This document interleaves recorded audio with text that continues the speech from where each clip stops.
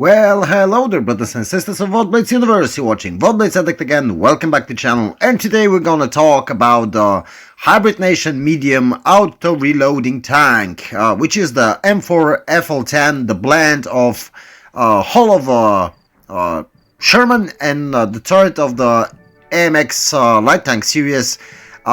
This tank actually was the first auto-reloading tank in game, but we're gonna talk about it during gameplay. Now let's focus on the consumables. So multi-purpose restoration pack, repair kit, and engine power boost, because it's an auto-reloading tank. Field rations, improved fuel, and protective kit, because you basically don't have armor. As it comes for ammo loadout, 27 rounds of AP, 18 rounds of APCR, and only 3 rounds of HE. I'm using improved ventilations because if you look at the penetration, isn't great, but you can do better with the ventilation. Look how better the tank is with the improved ventilation, so I use it. Enhanced gun laying drive, of course, vertical stabilizer, defense system, improved assembly because you have basically no armor, toolbox, of course, improved optics, engine accelerator, and I would go for the consumable delivery system as well. And here's that add-on of the specification of the tank. You can pause it if you want to look at it, because I don't want to really make this video really long, so just pause it if you want to see the details, and let's get back to the video. And now we're gonna watch some games. Here I'm tuning with my clanmate Latev, and you're gonna see the next game will be from his perspective. Basically we are both playing M4's FL10s, and what's great about this tank, I already made a video on the mastery with the commentary when I told you a bit about this tank. Basically the main disadvantage of this tank is the lack of armor, because it's a tier 6 hull with of a Sherman on tier 7, so you don't have armor, and you have quite nice amount of hit points for tier 7 tank, especially the medium tank, which is good. The bad thing is the gun depression and elevation angles. Those are really bad. If you played the light tanks, if you played French light tanks, then you are basically kind of familiar with the style of this tank, because every time you will just simply try to aim, you will struggle to get your gun depression. Look at the gun depression. It's a slightly angled hill over here, and I'm just losing those couple degrees I have. I have like 3 or 4 degrees. Maybe we're gonna add something in the beginning. I'll probably add something in the beginning with the stats of the tank. I forgot it's a premium tank and it's not a tech 3 premium tank, so you're gonna see the stats of the tank. So back to the disadvantages. So disadvantages is basically the lack of armor, of course, and the lack of gun depression and elevation. And other than that, it's basically a pretty solid tank. If you play it sneaky, if you are playing like Progetto 46 or even the light tanks, even French light tanks or some other light tanks, you basically play it like a light tank.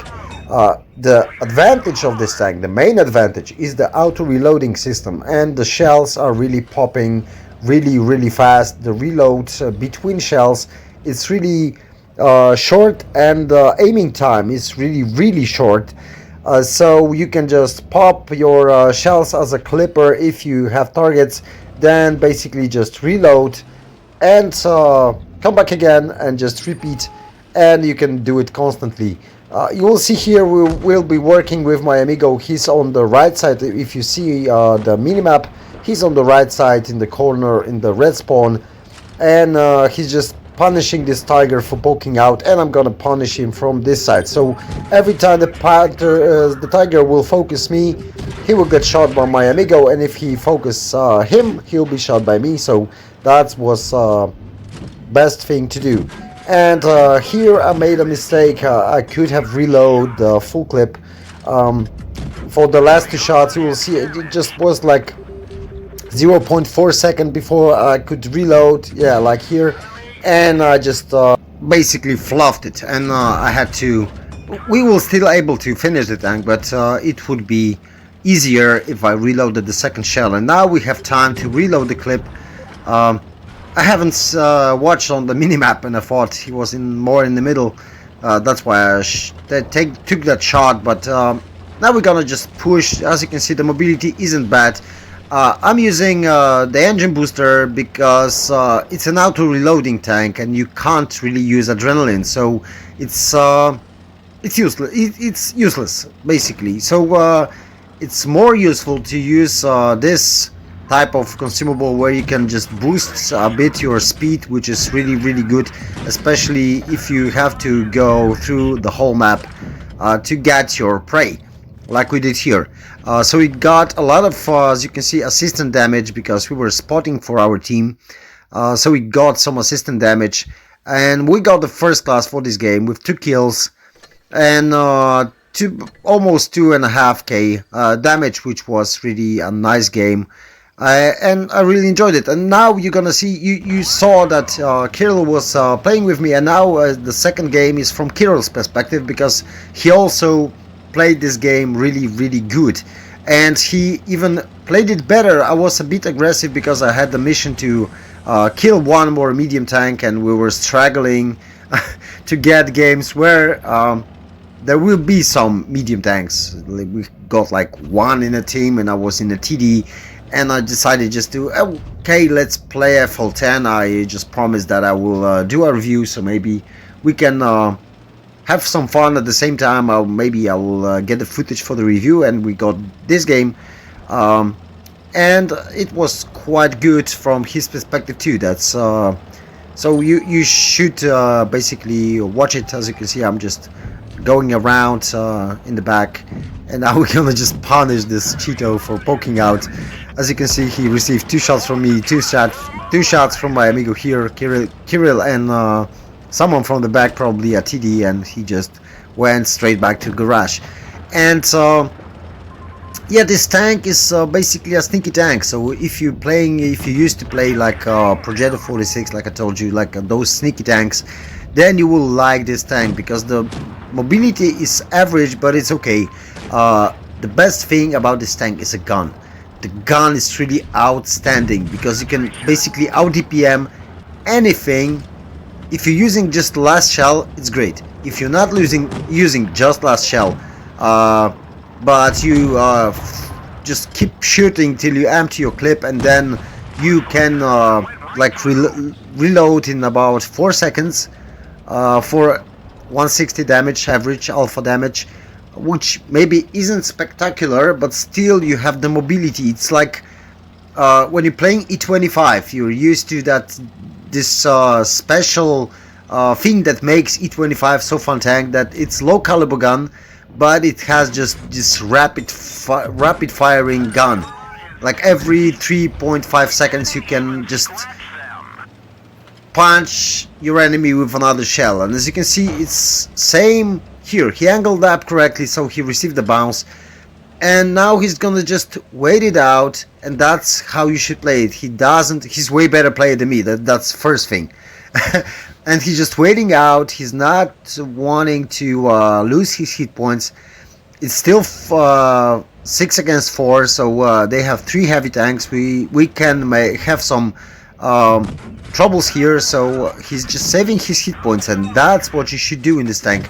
I burned like half of my hit points, as you can see, and that was the situation where we were just shooting this tiger, one from my amigo's side, one from me, and he just went down, and yeah, that's how we're gonna play. And I knew he was here, so look what I was doing. I was just poking out, and as soon as I was out of ammo, I would just poke out, empty my shots, empty my clip, and just get into cover, so I can give my amigo here some clear shots, not to block his shots. And it's good to be you just have to look at the minimap. If you're aware of the map and where the enemies are, where your teammates are, try to stay in the position when you won't block their shots, because I had many games when I had clear shots on the reds and I just shot another of my teammates, sorry, because he just pushed straight under my gun, and we lost the game because it happened like 2-3 times in a row in the game, and we just basically lost the game because I haven't finished this guy, and yeah, and there were few more out there, and we just basically were outgunned in general. But look at his game, so only third class, but over 1600 damage, 1 kill, and he also did a great job with helping me with the tiger and so on, because when we were just working together, we have like 6 shots in the clip and we can reload very fast, which is really great, and 2 of those can really demolish with the DPM. And now he's the first game I got. It was one of my first games in general, I think, in the M4FL10. And I knew it's a sneaky tank. Like, I knew it from the start, and I was just playing not aggressively. If you have some tanks with gun depression, you will go in the middle. I don't have any gun depression, but I have fast firing gun, quite accurate as you can see, and I can punish those who are poke out in the middle, still unspotted, and I can just, it's like I will shoot 3 clips and I can clear this AMX, which is great, especially if I am bottom tier here and they have WZ120 1 GFT, which is basically a broken tank. Yeah, I have it, and believe me, it's a broken tank.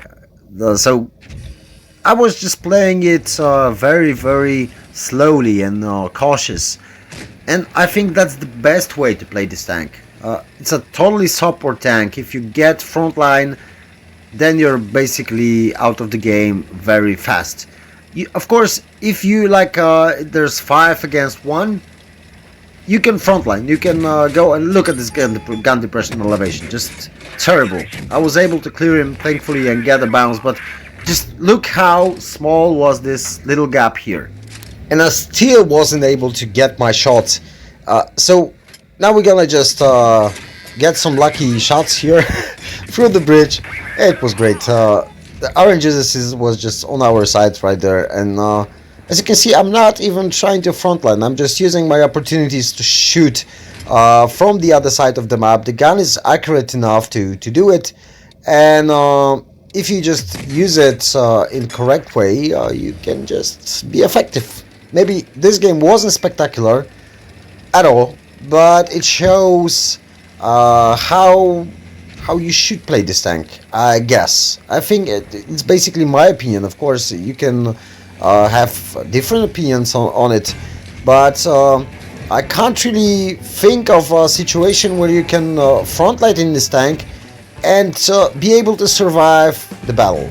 I just have no idea how it's possible. You saw the mastery from Camaro 11, as I remember correctly, and he was also playing sneaky. He did some frontline there, and look at this WZ. He was just ignoring me, but when he saw the damage coming into him, he just tried to go on my side, but it was basically too late. And you see how fast this tank can reload. And that's the last game, and basically that's all for this episode. Thanks for watching, hope you enjoyed it. If you want to see more videos, please consider subscribing to my channel. You can find the link to my Discord in the description below, also to my Facebook profile. And that's all for today. Take care, bye bye, and catch you all on the battlefield.